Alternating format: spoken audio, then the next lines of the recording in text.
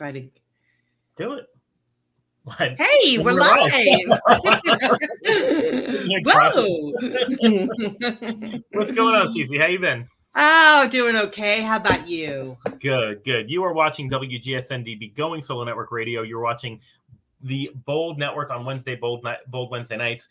Thank you for joining the Boy and Girl Show. My name is Dr. Christopher Salute, and I'm joined by Cece Shatz, the Doyenne of, what are you doing? Like Relationships. Of relationships. Okay, yeah. Cool. Doyenne of Relationships. Cece, if you wouldn't mind just carrying the torch a little bit for today's show, I'm going to be sharing the show with some folks, if that's okay. Sure. I am the Doyenne of Relationships. I'm a divorce, dating, and a life coach. And together with Dr. Christopher Salute, he is a relationship and a life coach. And we're here on the Boy and Girl thing. Now, follow this show. We have the barbershop, which Christopher does. So stick around after this show for that show because you don't want to miss it. But today, our topic is going to be discussing finances with your partner. And I know that this subject is going to get me in trouble. I mean, is that why you picked this? You picked this subject to get me in trouble? Why is it going to get you in trouble? Because whenever you guys talk about money, us women, we get in trouble. Oh my goodness, that's funny. That's really funny. So I want to make sure I'm doing the right thing and I'm posting this everywhere. But why do you always get in trouble? So I'll be honest. I mean, I'll talk about my experience in a little bit, but actually, I am the one typically who gets in trouble with finances. I'm the worst with money. Believe it or not, and I've made some money in my life, and I don't know where it all went. Yeah, you probably met a woman. Met a lot of women. Why do you think you get in trouble with money? Why do women get in trouble with money? Men get all weirded out over money. But before we start talking, let's make sure everyone knows that you're listening. This is a live show, and we absolutely love your comments. If you would share the show and just really join us, we would really appreciate it. So here, I'm going to put this little thing so you remember. Enjoy, like, share, comment, and subscribe to our YouTube channel. We'd appreciate it. Absolutely love that. So anyhow, let's talk about this subject. So first of all, discussing finances with your partner. So is the question, when should we discuss finances? Like, where are we on the dating arena, the relationship arena here? No, it's a good point. And if you're just joining us from Instagram, welcome on Instagram. Thank you so much for coming. I was going to see about putting my thing on Instagram. Yeah, you should put your Instagram on it. I've never done it. Well, my phone's almost dead. So Elena says hi, or Elena, I'm so sorry. We get a lot of folks who come in, and just so you know, you're going to watch us for the first 10 minutes, and then you're going to head over to my Shorebeat, and you're going to watch the rest of the show. We're discussing I don't know if it's what.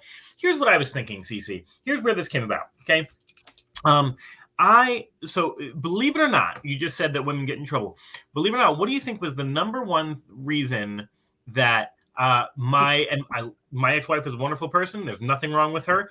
What do you think she said to me when she said, let's speed up the divorce a little bit? What do you think the number one reason was? Probably finances. I think that's the number one reason for it's either finances or cheating. Right. You know? Well, we'd already gone past people break up.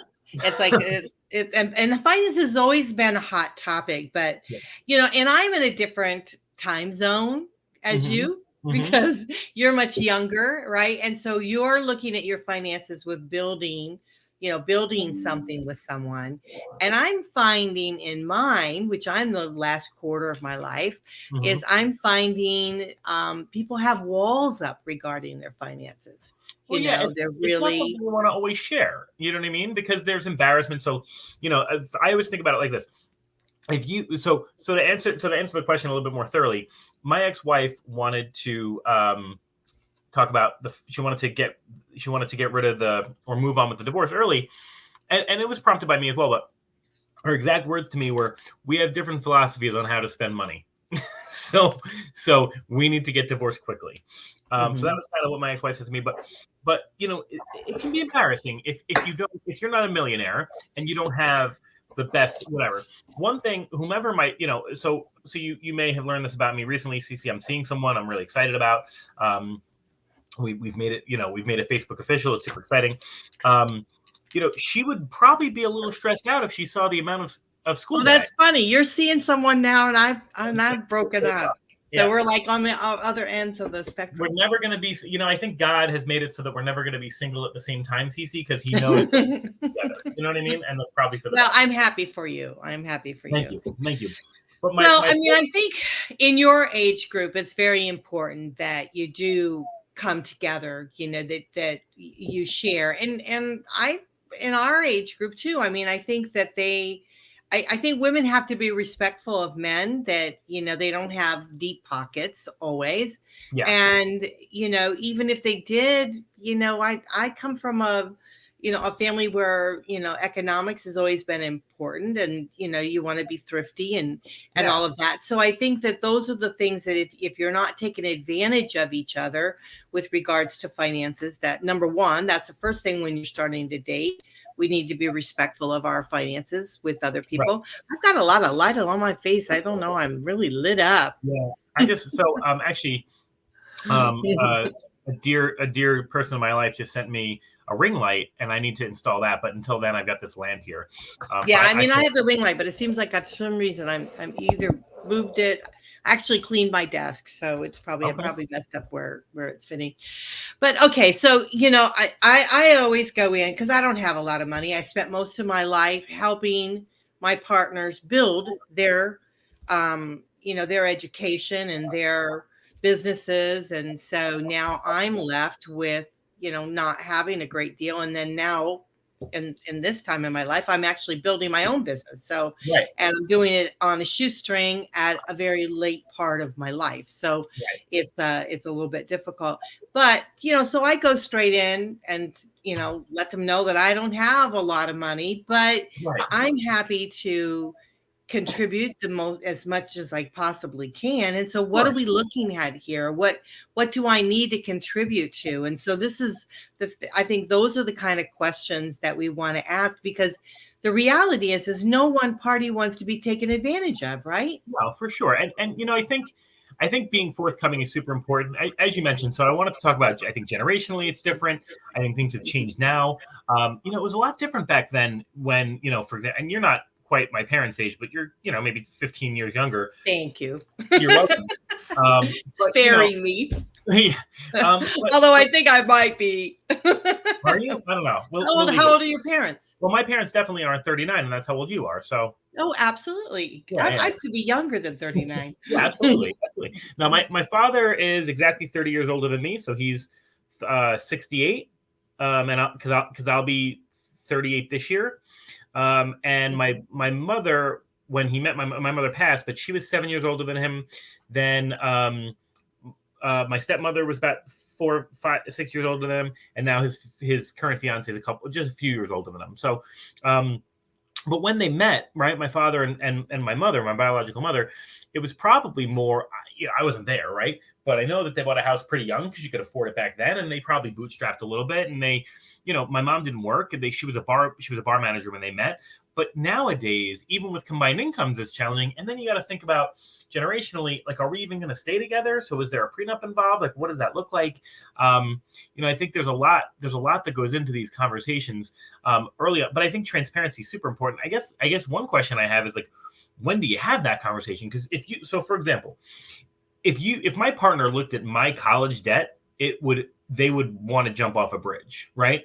But they don't make as much money as I do, right? So I've been six figures since I'm 20, right? And then some. When I was working in New York, I was $250,000. So at what time do you have that conversation nowadays? You don't have it on the first date, right? No, you certainly don't ask on the first date, and you don't even ask on the second date. It's really none of your business, right? It's none of your business what I make or what you make when we're first dating.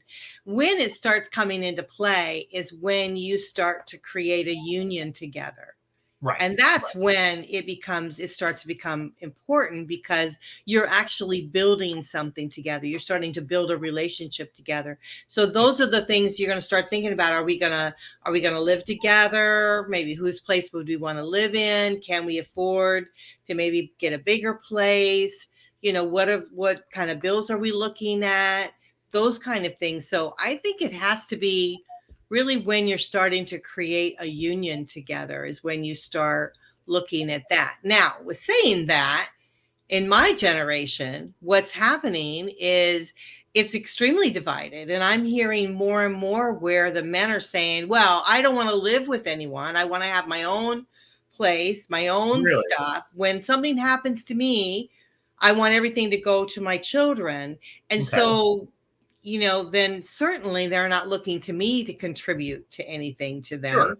because they've created this division. But in a way, it's a bit unsettling for me because then I've been raised in this traditional way of thinking, and now I'm thinking, oh, even though this sounds great, it Yeah. sounds good, and I can still have my space, they can have their space, but there's still something about it that's unsettling. It's Oh, yeah. not what I'm accustomed to. 100%. So do we, like, as we're dating, do we talk a little bit about finances? Do we say a little bit because maybe I am making more money than what he's making, Right. vice Or versa, maybe and what you're he, paying for dates, vacations? yeah. You know? I have a friend, for example. So, I mean, this was just a friend, right? We actually both, were kind of, we broke up with our respective partners. It was so funny. So his girlfriend left him, and my wife and I were like, oh, that's so sad that his girlfriend left him. And 3 months later, she left me. So it was like, you could have let me know it was coming. So, we wound up hanging out a lot because we were really good friends. And I remember I was paying for his parking because he had an apartment in Brooklyn and I had an apartment up in White Plains, but there was no free parking where I was. So it was $1 an hour. So I paid for his parking because I felt badly that he was doing this thing. So he gets drunk one night. We're like drinking, and he tells me about this like promotion he's super excited about because he's never really talks about those things.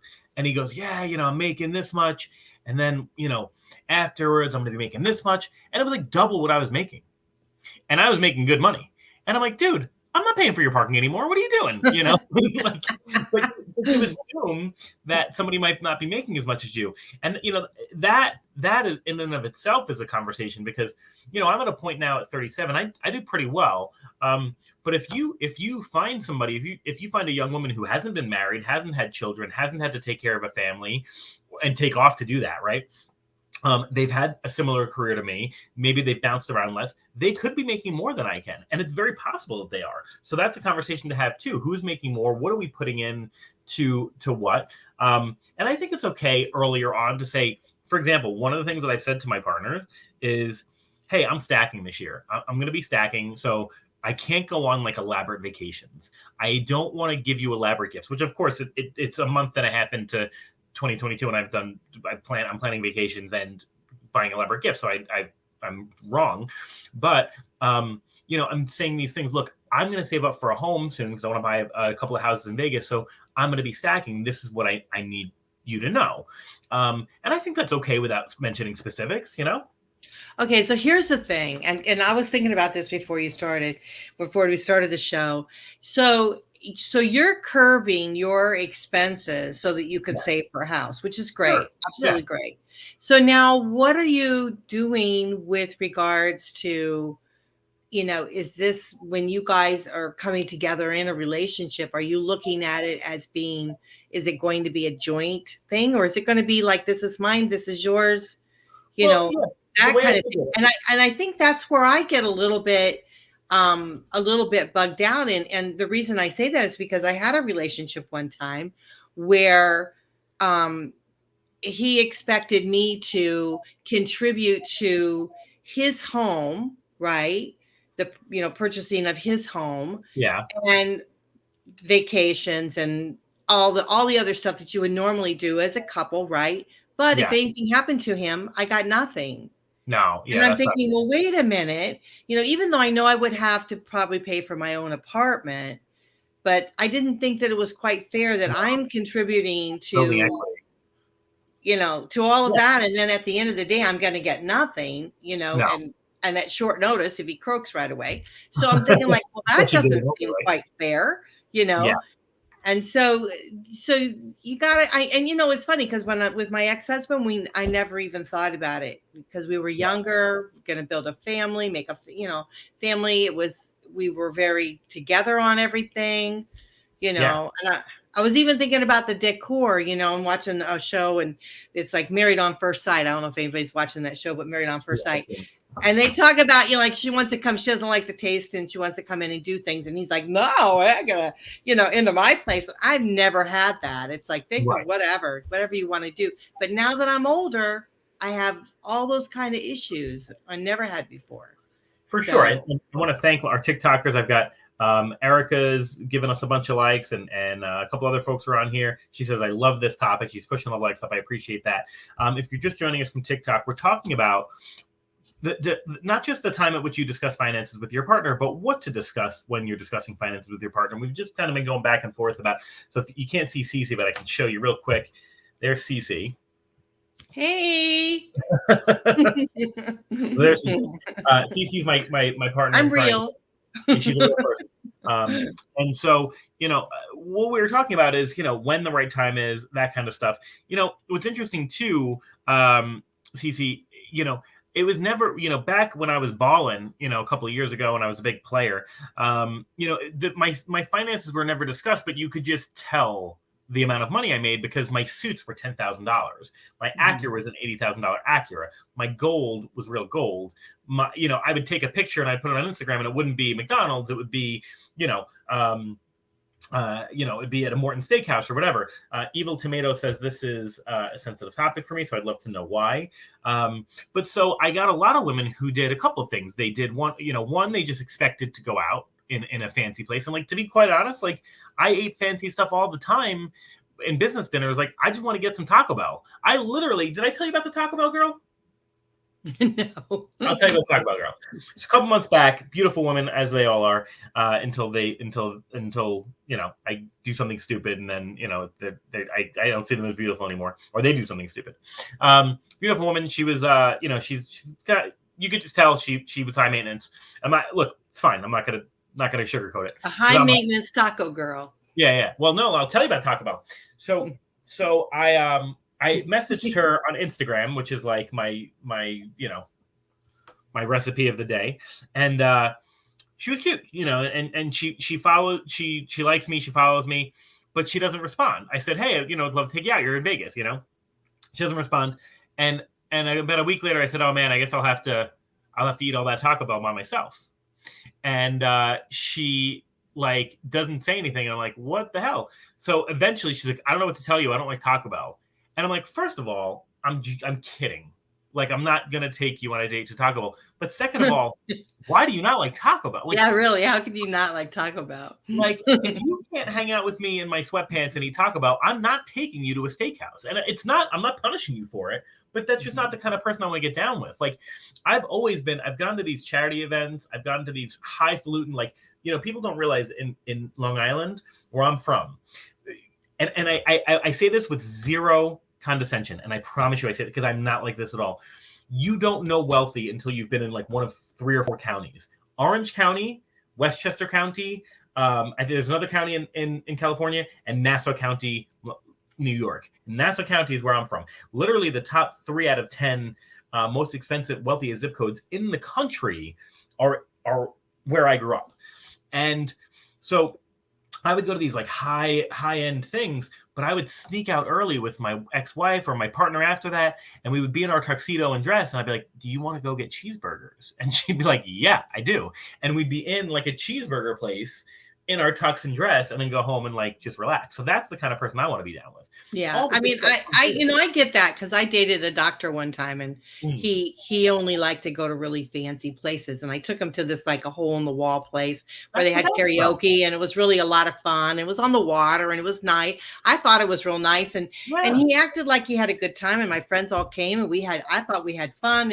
And then I said to him afterwards, I said, well, how'd you like that? Wasn't it didn't we have a great time? And he goes, yeah, it was okay, but I really would rather not do that ever again. He wanted to go to someplace really fancy all the time. I thought, I don't want to get dressed up all the time, wear high heels and all that stuff. I'll tell you what. So I'm hanging this weekend with my partner and with I have seen a couple people, but I'm hanging out with one of the folks I see this week and this weekend, and I'm going to take her to one of my grimy greasy spots, 100%. We're going to Pop's Steakhouse with Philly cheesesteaks. But you know, getting back to our topic, I think that you're telling them you're in your own way what kind of lifestyle you like. Like you don't mind dressing up and having a good time, but you also like low key. That's talking about your finances at the same time. You're kind of trying to display a lifestyle that you want. And so that's a pretty good. Let's see. We have a comment here. Let's see. And then I want to read these. I personally think financial goals should be talked about before entering in a relationship. Absolutely. You need to know that your long-term goals match. Financial are a big part of that. And that's true. Yeah, for sure. I mean, it's a big part of it. It's the same, it's the same topic as like having kids. Like, all right, it's not going to be a first date conversation, but once here's what I would say. And then I want to read the TikTok comments. Here's what I would say. I'm not going to have sex with you until we figure out what happens if we have a kid. So let's get the words out on the table. Let's get the A word out on the table. Let's get you don't say that before absolutely. No. We're gonna have that conversation. Okay, I'll tell you. Don't say that. What child support looks like. Because I am at an age at 37 where I wouldn't mind having a child, but I have never had a man before I had sex with him say, hey, wait a minute. Let's talk about children before we have sex. 100%. Back me up, whoever's here. But I want to read the TikTok conversation. So Evil Tomato says this is a sensitive topic for me. Erica says, me too, girl, but necessary. Karen says, hey, sweetheart. My ex drove us into bankruptcy, which happens a lot. Men tend to do that often. Mm-hmm. The biggest reason it triggers me is because I'm a giver in all my areas of life, says Georgia Peach. Erica says, oi, that's tough. Georgia Peach, I tend to give and end up supporting folks instead of supporting them. Yeah. I had an 800 credit score before I met him. Money means nothing if you're not genuine. 100%. So it's very interesting because this happens often. I mean, so my ex-wife was probably the best for my finances. I had, my credit score was in the high 700s. And then if you don't know, I dated, I was engaged to the hairspray girl, Nikki. And, she was high maintenance. She loved money. She loved going on cruises. She didn't like the original wedding ring I got her, so I had to get her a different wedding ring. I mean, that's a ridiculous notion. But we did. Then I got into this habit of just impressing women with money because that's what I thought it was. So, but on the other side, men do that all the time too, where they take money from their spouse. I've heard people where men take money from the rent bank account, which you should have, right? You should have one bank account that you share for all those expenses. But the guys would take the money from that and they'd go buy weed, or they go buy video games, or they go take their friends out. I definitely, that happens. Yeah. Well, I think that you definitely have to have a conversation. You should, the last guy I was dating was very generous, liked to go out and spend money. And I come from a big family, and I always said, we don't have to do a lot of this stuff. We don't have to. I'm okay with not going and spending a lot of money, And so I was always very cautious about it because I felt like, it was a little bit over the top, and then I felt like maybe he was trying to impress me. So he was kind of, being over the top, but I just think that was just his nature, and which is fine. But I think that you do have to have some sort of understanding, because there always seems to be in the relationship one that spends a little more than the other person, right? So you have that little bit of balance. And then you do want to talk about your past relationships and with money. Where are you at on your credit score? What's happening with you there? But I don't think it should be a breaker for people in relationships. I don't think, oh my gosh, you've got a bad credit score, so I'm not going to be with you now. Yeah. I mean, it doesn't necessarily mean that someone's irresponsible. It just can mean they've gone through some tough times. It could be medical, it could be school, it could be jobs, it could be a lot of different things that may be factors they didn't expect. But you have to have the talk, right? And I agree with you, but I would also say too, if your behaviors are matching your credit score, then that may be a red flag, right? So you have a 600 credit score, a 550 credit score, and your behaviors are matching it, then that's a red flag. But if you have a 600 credit score and you're building it back up to get to the 700s because, and you're saving money, you're doing these things, that's not terrible. I think that's not terrible. Mm-hmm. Now, did you get to see the articles I sent over to you, Cece? No. I So I didn't see sent any two articles. articles. No, that's Because I fine. was thinking about that today. I thought, okay, I'm going to go in blind on this. Right. So this is a good one. I could send them over to you in the chat so you can see them, but I can read you a little bit about. Yeah, about go both of ahead them. and read that. Let's see. Yeah. So the first one is from Southwestern Investment Group, and then the second one is from The Balance. I want to go over the first one because I think it's actually really, really valuable. It's a 6-point plan. So it says, and we'll read all 6 and we can hit each one.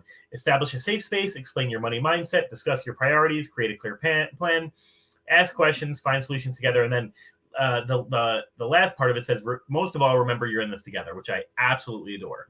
So let's start with establishing a safe space. I think it's super important, exactly what you just said. Look, no matter what you have, no matter what you got going on, I need you to know that you were good no matter what. One of the things that I say to my partner, and I've always said to any partner I've ever had, is no matter what you tell me, I'm not going anywhere. You understand? Now, later in life, if your behavior says something different, then yeah, that's possible I'm going to go. But at this moment right now, there's nothing you could tell me that means I'm going somewhere. Now, my big things are cheating, which is why I tend to be much more on the ethical non-monogamous side. I'd much rather have a partner and then maybe another partner, and you get another partner too. But if you tell me your credit score is 400 or you killed someone or whatever it was that happened, as long as you're not like running from the law at this moment, we're good. Right. What are your thoughts? Yeah, no, I feel the same way. I mean, I've always said that I just don't want the guy living in a cardboard box under the Right. bridge. Right. That's all I really, I mean, at this point in my life, I don't have a great deal as far as finances go. And so I'm building something. And so I'm looking at it from in that perspective. But a lot of men that I've met have already built their livelihood. So Yeah. that's great. I think you've got some We questions. have some comments here, so Yeah. I'm going to put them up. So she said, so I guess if I have a 760 credit score, I'm a good girl. Look, Alina, you can't be saying I'm a good girl in the middle of my podcast, girl. You know what I'm saying? Like, that's going to trigger me. We're going to have that conversation. Nobody be wanting your phone number and stuff like that. So why do we wait until a date until we talk about what we want? Why is it a taboo just to speak about how you would envision your life? We don't have to be in a relationship or even go on a date for you to know what I inspire to have in life. I want to know this about people regardless of what type of relationship we have.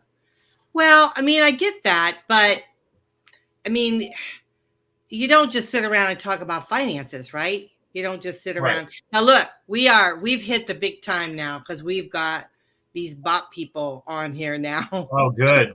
Thank God. That means we've hit it. We've hit it. Now they're actually, coming and commenting.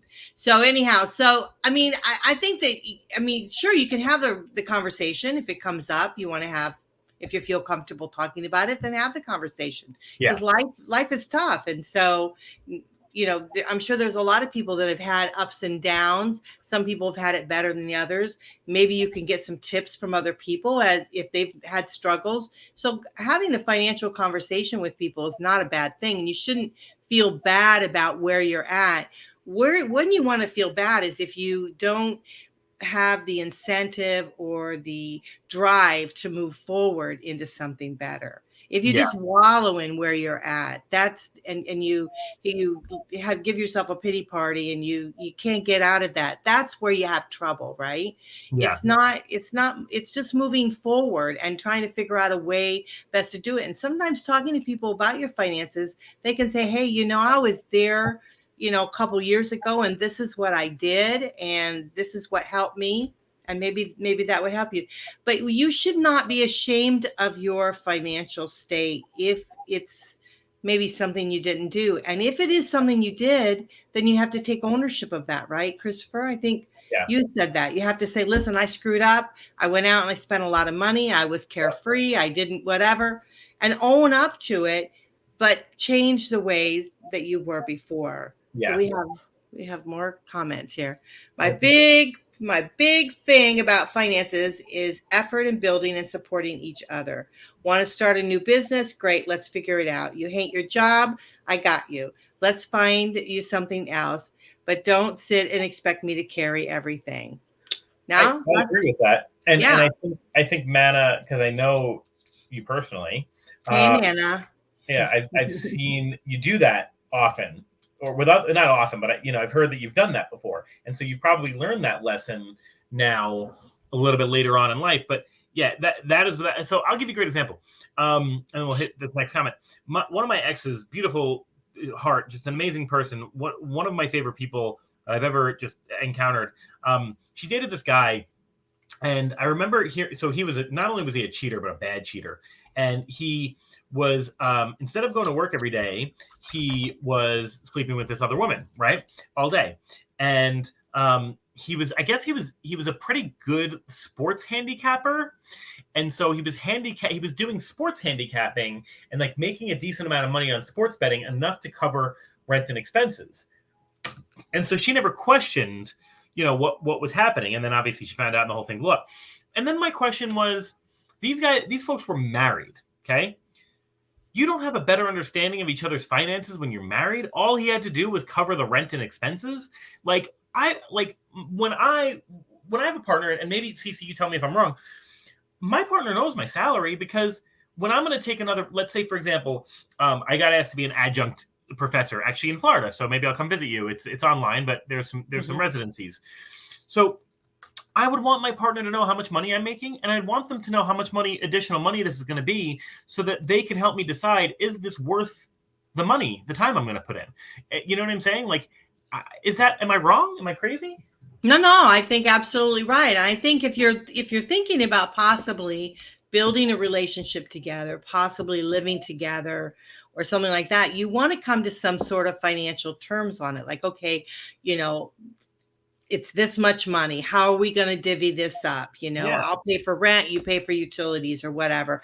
I mean, I had a male roommate one time that he made a lot more money than me. And he said, because he wanted to room with me. And he said, what would it take for us to be roommates? I said, well, it has to have a house and a pool, right? Yeah. So he said, I'll find a house and a pool, and it has to have the division, because I wasn't gonna be hanky panky. Yeah. So we had to have the division. And so that's what he did. We found a house. So he said, I'll cover the house payment, you cover the utilities. I said, I'll cover the utilities as long as it doesn't exceed what I normally pay in like my living now, my rent, my utilities. As long as it doesn't exceed that, that's the threshold that I'm comfortable at, because if not, I would be broke.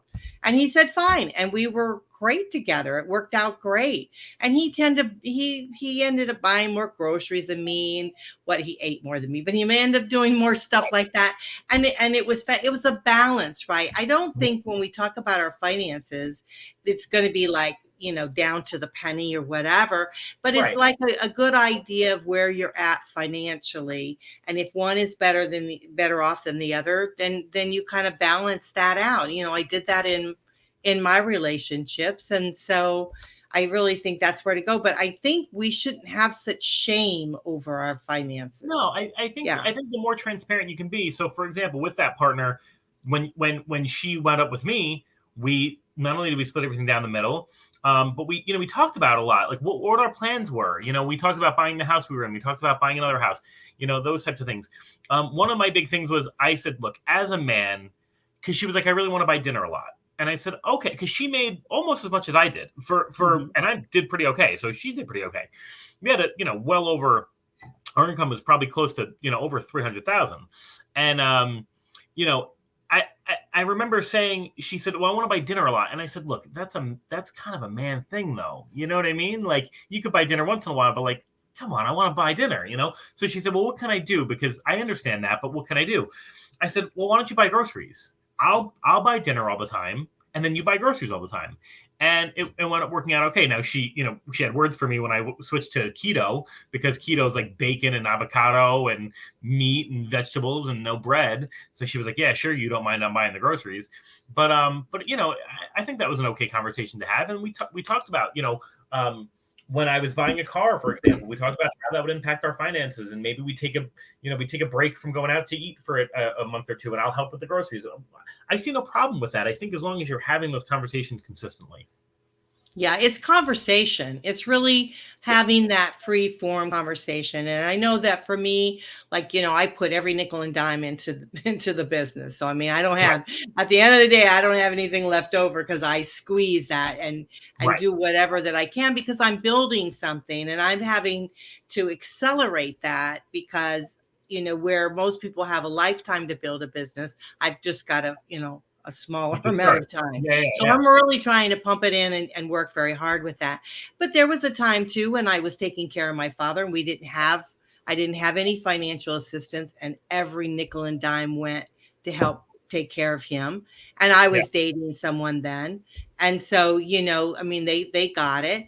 And so, your things shift, things happen in your life. And so, but I think as far as when we're dating, I think we should just I mentioned it before that we shouldn't take advantage. I mean, do what we can do. Like if you don't have a lot of money, then maybe you could make dinner at home, right? You could do something there. You could do something to make them feel good or always say thank you. Always say thank you for the meal that they purchased or whatever they did, or they took you out at night.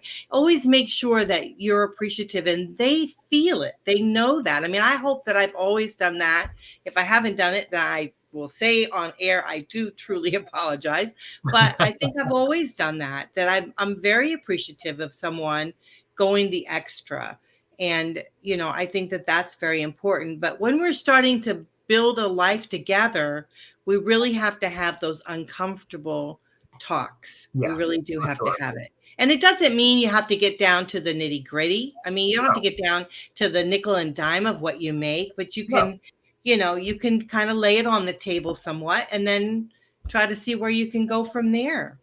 I know we have a comment from Shariva, and then I want to get back to Oh, this list if we can finish it, because the next step is explaining your money mindset, and I think we can talk about that too. Oh yeah, she'd sit here. My friends and I have nights where we sit around with a bottle of wine and the budget, right? Talk about the budget, Yeah, that's. a bottle of wine and You can budget. budget for me if you want. I will buy Yeah. the wine. I have about a Send case of me an wine. invitation. I can always bring a cheap bottle of wine. Yeah. I have probably 18 bottles of wine in my home. I don't even drink wine, so I don't even know where that comes from. So the next step, so they say establish a safe space, and then they say explain your money mindset, which I think is super valuable too. So it's important to note, because I've had this conversation with partners too, recently, not recently, where they love to buy gifts, right? And I'm thinking to myself, look, we're gonna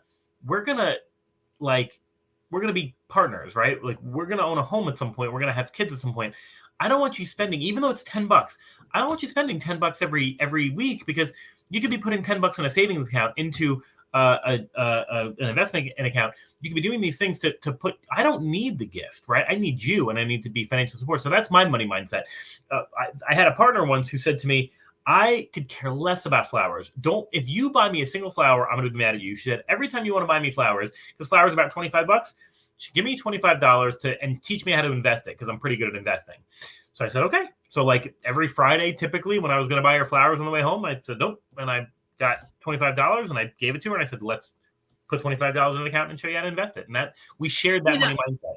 And that's good. But there's also something said to honor the other person's joy, right? Yes. And so like if it's a holiday time or whatever, you don't have to be extravagant, but if that partner wants to give you something, you need You're to right. allow them to do that, even if it's $10, Yeah. because you set a budget maybe of what you guys are going to do or something like that. But I think that we do need to give each other gifts. We do need to feel like we're special and do something extra, even though it would be great to put that money in the savings and build up the savings.